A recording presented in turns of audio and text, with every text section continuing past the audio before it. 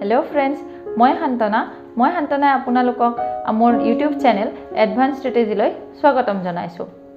পৃথিৱীত জন্মগ্ৰহণ কৰা প্ৰত্যেকজন ব্যক্তিয়ে নিজৰ জীৱিত কালত বিভিন্ন অভ্যাস গঠন কৰে। তথাপি শৈশৱ কালত বা সৰুৰে পৰা যি অভ্যাস গঢ়ি উঠে সেই অভ্যাসে আমাৰ জীৱনত যথেষ্ট প্ৰভাৱ বিস্তাৰ কৰে। শিশুসকল সদায় অনুকৰণ প্ৰিয় হয়। গতিকে শৈশৱ কালত ডাঙৰক দেখি বা অনুকৰণ কৰি শিকাৰ আগ্ৰহ তেওঁলোকৰ যথেষ্ট পৰিমাণে থাকে। ঘৰখনৰ সুস্থ পৰিৱেশ, সুস্থ বাতাবৰণে শিশুক ভাল অভ্যাস গঠন কৰাত যথেষ্ট পৰিমাণে অনুপ্ৰাণিত কৰে। গতিকে আমি পিতৃ-মাতৃ হিচাপে ল'ৰা-ছোৱালীক বা শিশুসকলক এটি ভাল পৰিৱেশ বা ভাল সুস্থ বাতাবৰণ দিয়াৰ চেষ্টা কৰিব লাগে। গতিকে আজি আমি এই ভিডিঅ'টিৰ জৰিয়তে পিতৃ-মাতৃ হিচাপে আমি আমাৰ ল'ৰা-ছোৱালীক বা শিশুসকলক শিকাবলগীয়া কিছুমান ভাল অভ্যাস, শিষ্টাচাৰ তথা সৎ ব্যৱহাৰৰ বিষয়ে আলোচনা কৰোঁ আহক, অৰ্থাৎ মেনাৰ্ছ এণ্ড এটিকুৱেটছ। প্ৰথম অভ্যাসটি হৈছে ধন্যবাদ, ক্ষমা কৰিব, অনুগ্ৰহ আদি শব্দৰ ব্যৱহাৰ, অৰ্থাৎ থেংক ইউ, চৰি, প্লিজ, এক্সকিউজ মি আদি শব্দৰ ব্যৱহাৰ। আমি ৰাতিপুৱা শুই উঠাৰ পৰা ৰাতি শোৱালৈকে বিভিন্নজনৰ লগত বিভিন্ন ধৰণে কথা বতৰা পাতোঁ, নহয়নে বাৰু? কিন্তু সেই কথা বতৰাসমূহৰ মাজত আমি যদি কাৰোবাৰ পৰা কিবা বস্তু গ্ৰহণ কৰোঁ, কিবা উপহাৰ গ্ৰহণ কৰোঁ, আমি সাধাৰণতে থেংক ইউ বা ধন্যবাদ খুব কমেহে ব্যৱহাৰ কৰা দেখা যায়। কিন্তু আমি সদায় সেই শব্দবোৰ ল'ৰা-ছোৱালীৰ আগত সদায় কেনেকৈ ব্যৱহাৰ কৰিব লাগে, কাৰ লগত ব্যৱহাৰ কৰিব লাগে সেইটো শিকাব লাগে সৰুৰ পৰাই। কাৰণ জন্মতে কোনো ল'ৰা-ছোৱালীয়ে কোনো ধৰণৰ মেনাৰ্ছ এণ্ড এটিকুৱেটছ সেইবোৰ শিকি নাহে। সি যেতিয়া ডাঙৰক, ল'ৰা-ছোৱালীবিলাকে যেতিয়া সৰুৰ পৰাই ডাঙৰক, নিজৰ পিতৃ-মাতৃ তথা আত্মীয়সকলক যেতিয়া সেই দৈনন্দিন কথা বতৰাত বা আচৰণত যেতিয়া সেই শব্দবোৰৰ ব্যৱহাৰ শিকে, ডাঙৰবিলাকে কোৱা শিকে, তেতিয়াহে সৰুবিলাকে সেইবোৰ দেখি শুনি সি নিজৰ অভ্যাসত পৰিণত কৰি লয়। গতিকে সৰুৰ পৰাই শিশুসকলক কিছুমান সন্মানসূচক শব্দ নিজৰ কথা বতৰাত বা নিজৰ আচৰণত প্ৰয়োগ কৰিবলৈ শিকাব লাগে।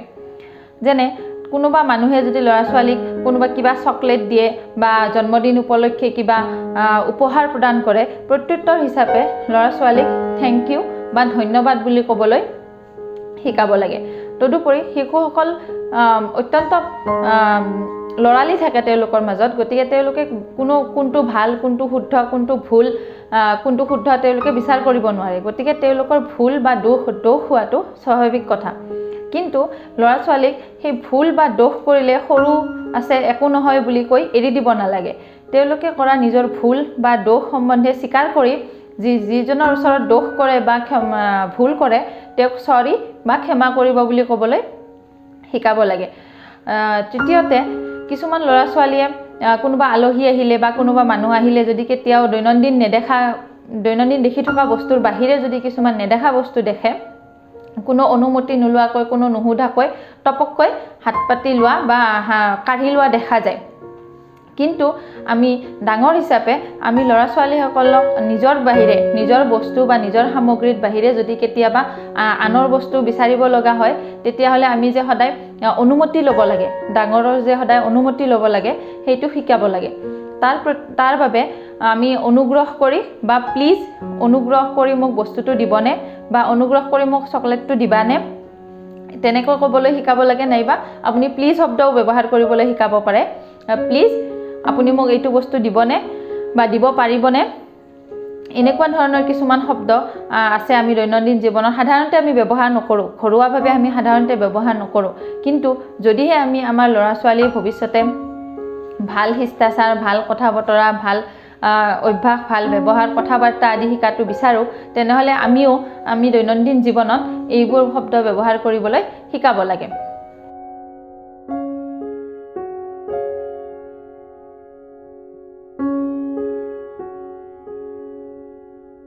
দ্বিতীয় অভ্যাসটো হৈছে নিজৰ পৰিচয় দিবলৈ শিকা, অৰ্থাৎ চেল্ফ ইন্ট্ৰডাকশ্যন। আমি যেতিয়া কোনো এখন ঠাইলৈ যাওঁ বা কোনোবা আত্মীয়ৰ বিবাহ সবাহ আদিলৈ যাওঁ, তেতিয়া বহুত সৰু ল'ৰা-ছোৱালী লগ পাওঁ। তেওঁলোকক যদি আমি তোমাৰ নাম কি বা তুমি ক'ৰ পৰা আহিছা, তোমাৰ দেউতাৰ নাম কি আদি সুধো, কিছুমান ল'ৰা-ছোৱালীয়ে জানে কিন্তু ক'বলৈ ইচ্ছা নকৰে বা কান্দে বা লুকায় বা ইতস্তত বোধ কৰে। আমি পিতৃ মাতৃ হিচাপে সদায় ল'ৰা ছোৱালীক অন্য নহ'লেও নিজৰ ঠিকনাটি নহ'লেও নিজৰ অন্তত নামটো যাতে আনে সুধিলে কোনো মানে ইতস্তত বোধ নকৰাকৈ আনৰ আগত যাতে শুদ্ধকৈ নিজৰ নামটো ক'ব পাৰে তাৰ বাবে সৰুৰ পৰাই চেষ্টা কৰিব লাগে। তাৰ কাৰণে আমি পিতৃ মাতৃসকলে বা ঘৰৰ আন সদস্যসকলে সময়ে সময়ে যদি ল'ৰা ছোৱালীটোৰ কাষত যদি এনেই থাকে কিবা কাম কৰি থাকে নিজৰ ল'ৰা ছোৱালীৰ ওচৰে পাজৰে থাকে তেতিয়া সময়ে সময়ে নিজৰ নামটো শুদ্ধ উচ্চাৰণেৰে শুদ্ধভাৱে ক'বলৈ শিকাব লাগে। তেওঁলোকে যিহেতু অতি সৰু সৰু ল'ৰা ছোৱালীবিলাকে প্ৰথমতে স্কুললৈ যিহেতু তেওঁলোকে নাযায়, গতিকে তেওঁলোকে কোনো ধৰণৰ আখৰ চিনি নাপায়, তেওঁলোকে নিজে পঢ়িব নোৱাৰে। তেনেকুৱা শিশুসকলক কি কৰিব লাগে? তেনেকুৱা শিশুসকলক যেতিয়া মাক দেউতাক লগত থাকে বা টিভি চাই থাকে বা ঘৰুৱা কিছুমান কামত ল'ৰা ছোৱালীক লগত ৰাখি কাম বন কৰে, তেওঁলোকে নিজৰ কামখিনি কৰাৰ লগতে নিজে নিজে ল'ৰা ছোৱালীৰ নামটো কি হ'ব, কেনেকে ক'ব লাগিব আদি ল'ৰা ছোৱালীক কৈ থাকিব লাগে। কাৰণ ল'ৰা ছোৱালী নিজে সেইখিনি সময়ত পঢ়িব নোৱাৰে, কেৱল মাত্ৰ শুনি শুনি ডাঙৰৰ কথা বতৰা শুনি শুনি সেইবোৰকে পুনৰাবৃত্তি কৰিবলৈ শিকে। গতিকে ল'ৰা ছোৱালীৰ নামটো শুদ্ধ উচ্চাৰণেৰে ল'ৰা ছোৱালীৰ আগত পুনৰাবৃত্তি কৰি থাকিব লাগে, যাতে তেওঁলোকে শুনি শুনি নিজৰ মানে নামটো মনত ৰাখিব পাৰে। আৰু ডাঙৰে সুধিলে কেনেকৈ ক'ব লাগে তাৰ অভ্যাসৰ বাবে মাক দেউতাকে বা পৰিয়ালৰ আন সদস্যসকলে মাজে সময়ে ল'ৰা ছোৱালীক প্ৰশ্ন সুধি থাকিব লাগে। যেনে তোমাৰ নাম কি, তোমাৰ দেউতাৰ নাম কি, তোমাৰ মাৰ নাম কি, তোমাৰ ঠাইখনৰ নাম কি, যাতে তেওঁলোকে বেলেগে সুধিলেও আন মানুহে ঘৰৰ পৰিয়ালৰ সদস্যসকলৰ বাহিৰেও মাক দেউতাকৰ বাহিৰেও বেলেগ মানুহে সুধিলেও যাতে তেওঁলোকে নাকান্দে বা ক'বলৈ লাজ ভয় আদি নকৰে, নিজৰ নামটো শুদ্ধকৈ ক'ব পাৰে, তাৰ বাবে চেষ্টা কৰিব লাগে।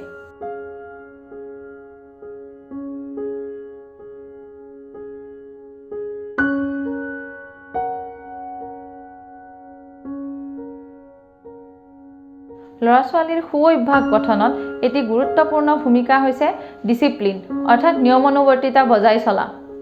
ল'ৰা ছোৱালীসকলক সদায় সৰুৰে পৰা এখন নিৰ্দিষ্ট ৰুটিন বা নিৰ্দিষ্ট কিছুমান নিয়ম বান্ধি দিব লাগে আৰু সেই নিয়মসমূহ কেনেকৈ পালন কৰিব লাগে তাৰ অভ্যাস সৰুৰ পৰাই গঠন কৰিব লাগে। যেনে ৰাতি সদায় সোনকালে শুৱা, ৰাতিপুৱা সদায় সোনকালে উঠা, শুই উঠি ব্ৰাছ কৰি নিজৰ মুখ হাত চাফ চিকুণ কৰি পঢ়া টেবুলত বহা, অলপ সময়ৰ কাৰণেই হওক বেছি সময়ৰ কাৰণেই হওক সদায় ৰাতিপুৱা পঢ়া টেবুলত বহা, পঢ়া শেষ হোৱাৰ পিছত তেওঁলোকৰ কিতাপ পত্ৰৰ লগতে নিজৰ যিখিনি প্ৰয়োজনীয় সামগ্ৰী, নিজৰ পঢ়া টেবুলৰ যিখিনি প্ৰয়োজনীয় সামগ্ৰী সেইখিনি সঠিক ঠাইত সঠিকভাৱে সুন্দৰকৈ সজাই থোৱা, আনৰ সহায় নোলোৱাকৈ। তাৰ লগতে তেওঁলোকৰ যিখিনি নিজৰ পোছাক পৰিচ্ছদ হওক, জোতা মোজা হওক, নিজৰ বেগ, নিজৰ অন্য সামগ্ৰীসমূহ, নিজৰ বস্তুসমূহ নিজে কেনেকৈ পৰিষ্কাৰ কৰি থ'ব লাগে, নিজে কেনেকৈ সজাই থ'ব লাগে, সেইসমূহ অভ্যাস সৰুৰ পৰাই ল'ৰা ছোৱালীক গঠন কৰিব লাগে। তাৰোপৰি আমি সদায় সৰু আছে একো কাম কৰিব নোৱাৰে সেইটো কথা নহয়। যিখিনি তেওঁলোকৰ সামৰ্থ্য, যিখিনি তেওঁলোকৰ বয়স, সেই বয়স অনুসাৰে যাতে তেওঁলোকে নিজৰ মাকক হওক, মাকক পাকঘৰৰ কামতে হওক, দেউতাকক ফুলনিৰ কামতে হওক বা অন্য সদস্যসকলক অন্য কামতে হওক, যাতে সৰু সৰু কামত যাতে তেওঁলোকক সহায় কৰিব পাৰে সেইটো শিকাব লাগে। হেল্পিং আদাৰ্ছ, যাতে তেওঁলোকে ভৱিষ্যতেও কেৱল নিজৰ কামখিনি নিজে নকৰি ভৱিষ্যতে যাতে বেলেগ মানুহকো অন্য কামত সহায় কৰিব পাৰে, সহায় কৰাত যাতে অনুপ্ৰেৰণা জাগে, তাৰ বাবে তেওঁলোকে সৰুৰে পৰাই কিছুমান ঘৰুৱা কামত, সৰু সৰু কামত, বয়স অনুসৰি সৰু সৰু কামত প্ৰত্যেকজন ব্যক্তিকে যাতে অলপ অলপ যাতে সহায় কৰিব পাৰে, সহায় কৰাবলৈ শিকিব লাগে। তদুপৰি সদায় খোৱাৰ আগতে হাত ধোৱা, খোৱা হোৱাৰ পিছত ভালকৈ হাত মুখ ধোৱা অভ্যাস কৰাব লাগে। নিজে যিমানখিনি পাৰে, যিমানখিনি ল'ৰা ছোৱালীয়ে পাৰে নিজৰ সামগ্ৰীৰ যত্ন লোৱা, খেলা সামগ্ৰীখিনিৰ যত্ন লোৱা, নিজৰ চাইকেলখন নিজে চাফা কৰি ৰখা, নিজৰ জোতাযোৰ সদায় নিজে চাফা কৰি ৰখা আদি কিছুমান অভ্যাস, কিছুমান নিৰ্দিষ্ট নিয়ম, এটা নিৰ্দিষ্ট সময় বান্ধি দিব লাগে, সময়ৰ এখন ৰুটিন বনাই দিব লাগে, যাতে ভৱিষ্যতে সেই নিয়মানুৱৰ্তিতা অনুসাৰে ভৱিষ্যত জীৱনত ল'ৰা ছোৱালীয়ে আগুৱাই যাব পাৰে আৰু নিজৰ সেই ডিচিপ্লিনটো ভৱিষ্যতেও মেইনটেইন কৰি চলিব পাৰে।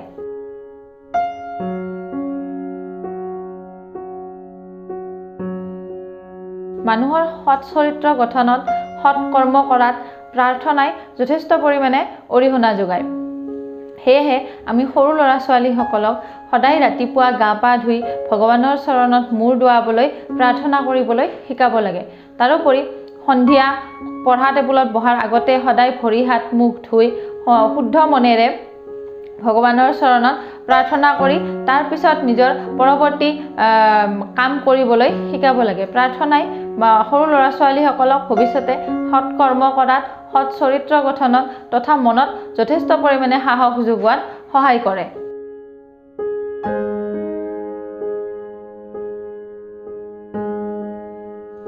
ভৱিষ্যতে আমি আমাৰ ল'ৰা ছোৱালীক এজন সুন্দৰ ব্যক্তিত্বৰ অধিকাৰী হিচাপে গঢ়ি তুলিবলৈ হ'লে আমি সৰুতে গঢ়ি তুলিবলগীয়া এটি অভ্যাস হৈছে অভিবাদন জনাবলৈ শিকোৱা, অৰ্থাৎ গ্ৰিটিংছ। আমি যেতিয়া কোনোবা ডাঙৰ মানুহক লগ পালে বা কোনোবা অচিনাকি মানুহৰ লগত চিনাকি হ'লে বা ডাঙৰ মানুহক কোনোবা আত্মীয়ৰ ঘৰলৈ গ'লে প্ৰথমতে আমি ল'ৰা ছোৱালীসকলক সদায় নমস্কাৰ বুলি ক'বলৈ শিকাব লাগে। তাৰোপৰি আপোনালোকে হাই, হেল্ল' আদি শব্দ ব্যৱহাৰ কৰিবলৈ শিকাব পাৰে। এইবোৰ শব্দ হৈছে একোটা অভিবাদন, যাৰ ফলত ল'ৰা ছোৱালীসকলক প্ৰথম সাক্ষাততে বা লগ পোৱা মাত্ৰেই ল'ৰা ছোৱালীসকলৰ ব্যৱহাৰ কেনে হ'ব, তেওঁলোকৰ চৰিত্ৰ কেনে আদি সন্মুখৰ মানুহজনে গম পাই যায়। তেওঁৰ ল'ৰা ছোৱালীৰ ব্যক্তিত্বৰ সম্পৰ্কে, ভাল অভ্যাসবোৰৰ সম্পৰ্কে, ল'ৰা ছোৱালীসকলৰ সৎগুণবিলাকৰ বিষয়ে সন্মুখৰ মানুহজনে বা অচিনাকি ব্যক্তিসকলে গম পাই যায়। তাৰোপৰি কিছুমান অভিবাদনমূলক শব্দ আমি দৈনন্দিন জীৱনৰ কথা বাৰ্তাত আমি নিজেও ব্যৱহাৰ কৰিব লাগে আৰু ল'ৰা ছোৱালীসকলকো ব্যৱহাৰ কৰিবলৈ শিকাব লাগে। যেনে হাই, হেল্ল', নমস্কাৰ, গুড মৰ্ণিং, গুড নাইট, নাইবা কোনোবা উৎসৱ পাৰ্বণ আদি হ'লে গ'লে, কাৰোবাৰ বিবাহ হ'লে, কাৰোবাৰ জন্মদিন হ'লে তেওঁক যে আমি কংগ্ৰেচুলেট কৰিব লাগে, অৰ্থাৎ শুভকামনা জনাব লাগে, সেইটো কথা আমি ল'ৰা ছোৱালীক সৰুৰ পৰাই শিকাব লাগে।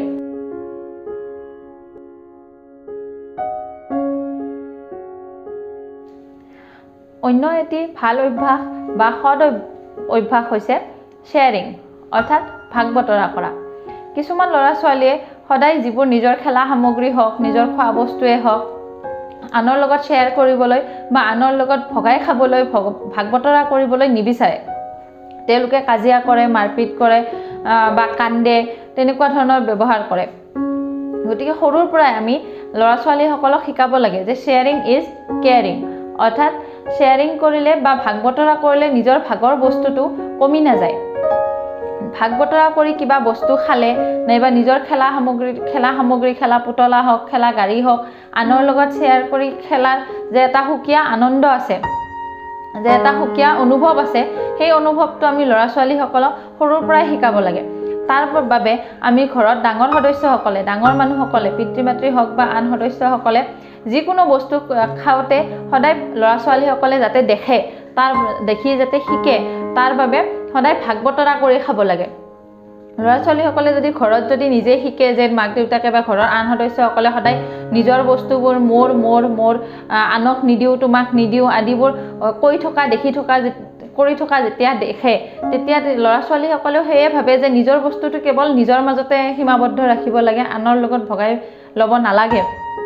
সেইটোৱে শিকে, যাৰ ফলত তেওঁলোকৰ ব্যৱহাৰত বা ভৱিষ্যত জীৱনত তেওঁলোকৰ সেইটোৱে যথেষ্ট প্ৰভাৱ পেলায়। গতিকে আমি সৰুৰ পৰাই মাক দেউতাকসকলে বা ঘৰৰ আন সদস্যসকলে যিকোনো কাম কৰোঁতে সদায় ভগাই কৰিবলৈ বা শ্বেয়াৰ কৰিবলৈ শিকিব লাগে। বা ল'ৰা ছোৱালীকো সেই অনুপাতে ল'ৰা ছোৱালীয়ে যেতিয়া দেখে যে মাক দেউতাকে বেলেগৰ ঘৰৰ আন সদস্যসকলৰ লগত বস্তুবোৰ ভগাই খায়, নাইবা ক'ৰবালৈ গ'লেও ভগাই মেলি যায়, কিবা কাম কৰিলেও ভগাই কৰে, তেতিয়া ল'ৰা ছোৱালীয়েও সেইটো সৰুৰ পৰাই শিকে যে আমিও বস্তুবোৰ আনৰ লগত ভগাই খাব লাগে, বা কিবা বস্তু, মোৰ খেলা বস্তু হওক বা মোৰ নিজৰ সামগ্ৰী হওক, আনৰ যিটো বস্তু ভগাই ল'ব পাৰি, যিটো বস্তু জীৱনত ভগাই ল'ব পাৰি, সেইটো বস্তু ভগাই ল'বলৈ ল'ৰা ছোৱালীয়েও সৰুৰ পৰাও শিকে আৰু তেওঁলোকৰ মনত এটা সাজ বহি যায় যে শ্বেয়াৰিং ইজ কেয়াৰিং। শ্বেয়াৰিং কৰা মানে হ'ল যত্ন লোৱা, আনৰো যত্ন লোৱা, কেৱল মোৰ কেৱল নিজৰ বিষয়ে নাভাবি আনৰ বিষয়েও তেওঁলোকে তেতিয়াহে ভাবিবলৈ শিকিব।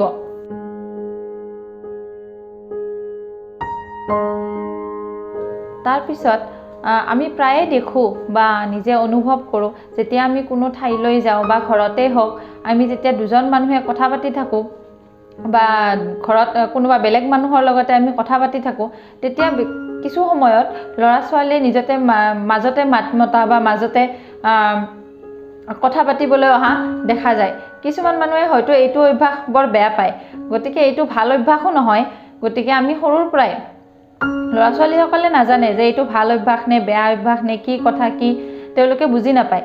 গতিকে আমি ল'ৰা ছোৱালীসকলক সৰুৰে পৰা আমি শিকাব লাগে যে যেতিয়া দুজন মানুহে কথা পাতি থাকে, ডাঙৰ মানুহে কথা পাতি থাকে, তেওঁতকৈ ল'ৰা ছোৱালীসকলতকৈ ডাঙৰ যেতিয়া দুজন মানুহে কথা পাতি থাকে, তেতিয়া মাজতে মাতিবলৈ বা নাপায়, মাজতে মাতিবলৈ বা মাজতে কথা ক'বলৈ, বেলেগ কথা ক'ব যাবলৈ নাপায়। তেওঁলোকৰ কথা বতৰা, ডাঙৰ মানুহ দুজনৰ কথা বতৰা প্ৰথমে শেষ হ'বলৈ দিব লাগে আৰু তাৰপিছত তেওঁলোকে নিজৰ কথা পাতিবলৈ যাব লাগে বা মাজত সোমাব লাগে। সৰুৰ পৰাই সেইটো কথা আমি ল'ৰা ছোৱালীসকলক শিকাব লাগে, যাতে পিছলৈ সেই অভ্যাস ডাঙৰ হ'লে ৰৈ নাযায়।